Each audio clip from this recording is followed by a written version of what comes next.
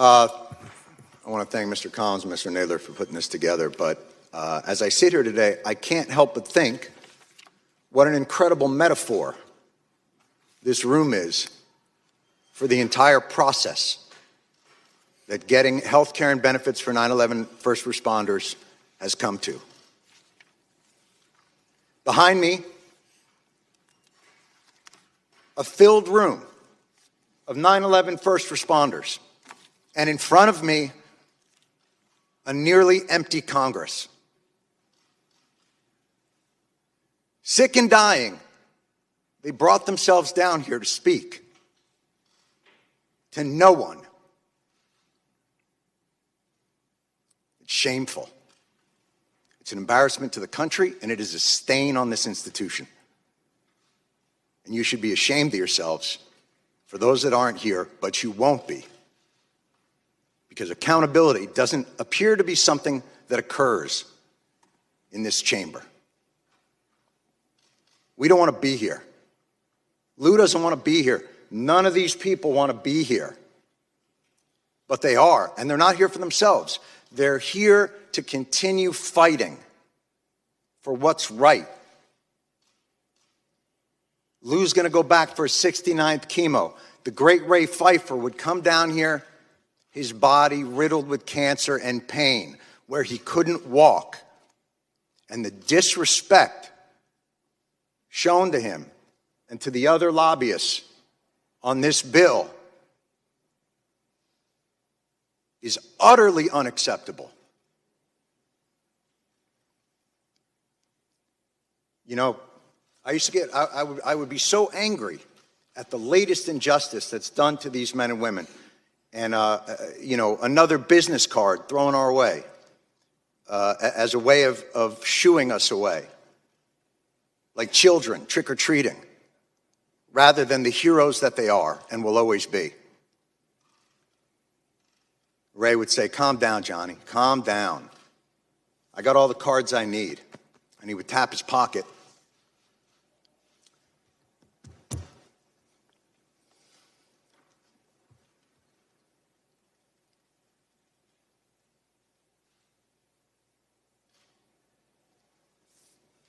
Where he kept the prayer cards of 343 firefighters.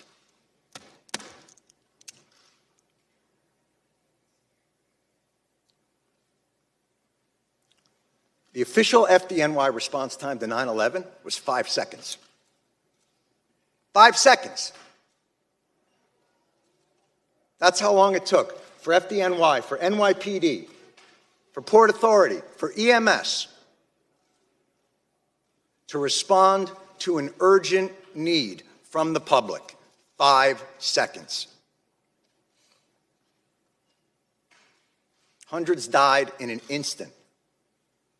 Thousands more poured in to continue to fight for their brothers and sisters.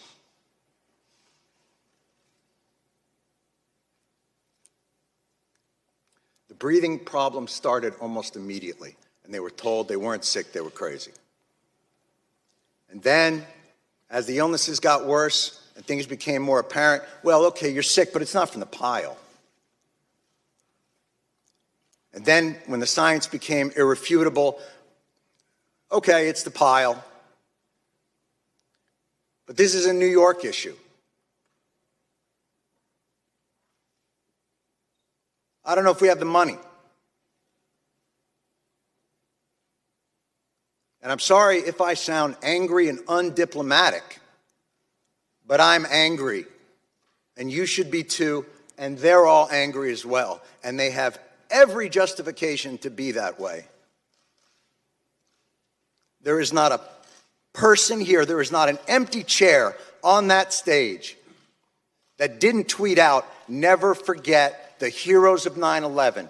Never forget their bravery. Never forget what they did, what they gave to this country." Well, here they are. And where are they? And it would be one thing if their callous indifference and rank hypocrisy were benign, but it's not. Your indifference costs these men and women their most valuable commodity, time.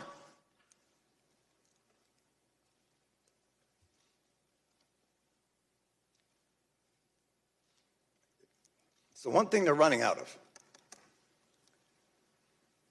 This should be flipped. This hearing should be flipped. These men and women should be up on that stage, and Congress should be down here answering their questions as to why this is so damn hard and takes so damn long. And why, no matter what they get, something's always pulled back, and they got to come back. Mr. Johnson, you made a point earlier, and it was one that we have heard over and over again in these halls, and I couldn't help but to answer to it, which was, you said, look, you know, you guys are obviously heroes, and 9/11 was a big deal, but, you know, we have a lot of stuff here to do. And, you know, we got to make sure there's money for a variety of disasters, hurricanes and tornadoes. But this wasn't a hurricane. And this wasn't a tornado. And by the way, that's your job anyway. We can't fund these programs. You can. Setting aside that no American in this country should face financial ruin because of a health issue. Certainly 9/11 first responders shouldn't have to decide whether to live or to have a place to live. And the idea that you can only give them 5 more years of the VCF because you're not quite sure what's going to happen 5 years from now, well, I can tell you, I'm pretty sure what's going to happen 5 years from now. More of these men and women are going to get sick, and they are going to die. And I am awfully tired of hearing that it's a 9/11 New York issue. Al-Qaeda didn't shout death to Tribeca. They attacked America, and these men and women, and their response to it, is what brought our country back. It's what gave a reeling nation a solid foundation to stand back upon, to remind us of why this country is great, of why this country is worth fighting for. And you are ignoring them.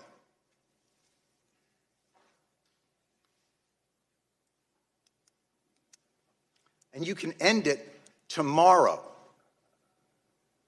Why this bill isn't unanimous consent and a standalone issue is beyond my comprehension. And I have yet to hear a reasonable explanation for why. It'll get stuck in some transportation bill or some appropriations bill and get sent over to the Senate, where a certain someone from the Senate will use it as a political football to get themselves maybe another new import tax on petroleum, because that's what happened to us in 2015. And we won't allow it to happen again. Thank God for people like John Field. Thank God for people like Ray Pfeiffer. Thank God for all of these people who will not let it happen.